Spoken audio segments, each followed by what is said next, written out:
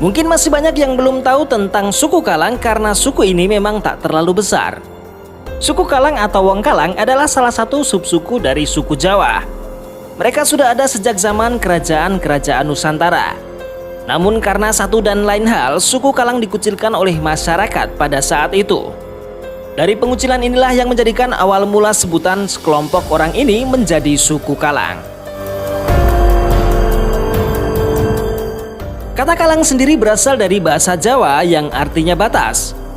Lingkup sosial orang-orang ini ternyata sengaja dibatasi atau dikalang oleh otoritas atau masyarakat mayoritas pada saat itu.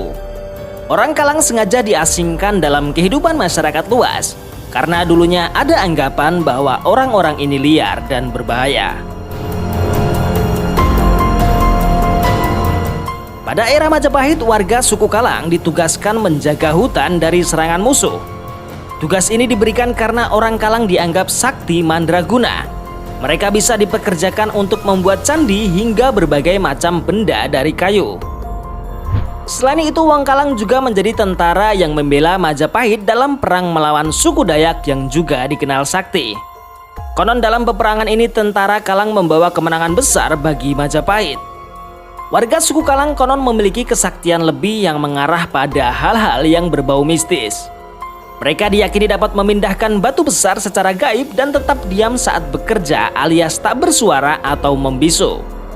Meski demikian, tak semua Wong Kalang memiliki kemampuan tersebut, yang artinya hanya beberapa orang saja yang memiliki kesaktian lebih.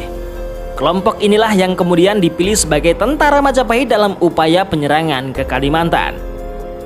Dalam peperangan Klendek itu, suku Kalang mendapat kemenangan dalam menghadapi suku Dayak yang dikenal memiliki ilmu lebih dalam hal-hal gaib.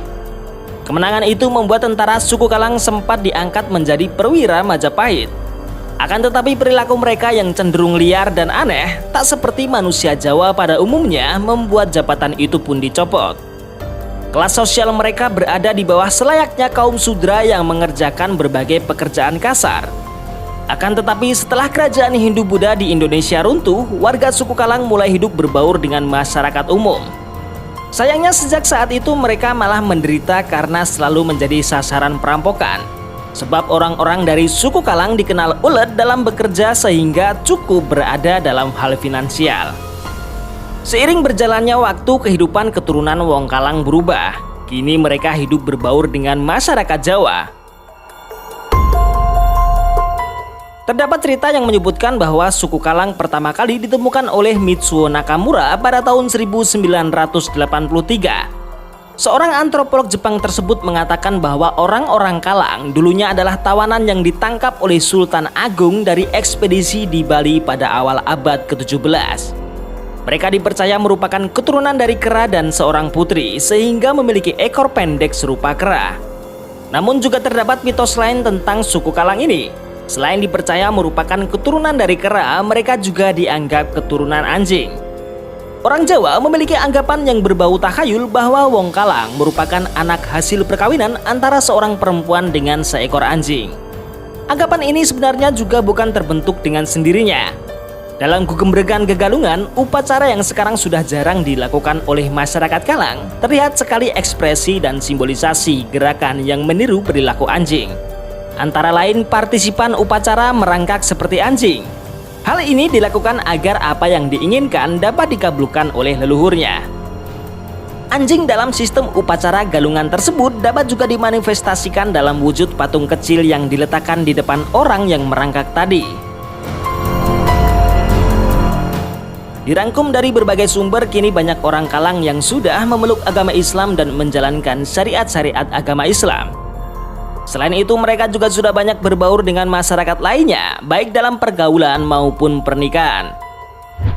Kelompok suku ini juga sudah diterima dengan baik di Indonesia. Begitu pula dengan mereka juga sudah dapat menerima orang-orang yang berasal dari luar sukunya. Keturunan orang Kalang banyak tersebar di Provinsi Jawa Tengah dan daerah istimewa Yogyakarta, seperti di Cilacap, Adipala, Gombongan, Ambal, Petanahan, Kebumen, dan Bagelen. Selain itu, karena sudah berakulturasi dan beradaptasi dengan baik, nyaris tak ada perbedaan antara orang Kalang dan bukan Kalang. Umumnya kehidupan mereka teratur dan makmur dan kini banyak keturunannya yang sukses menjadi wirausahawan.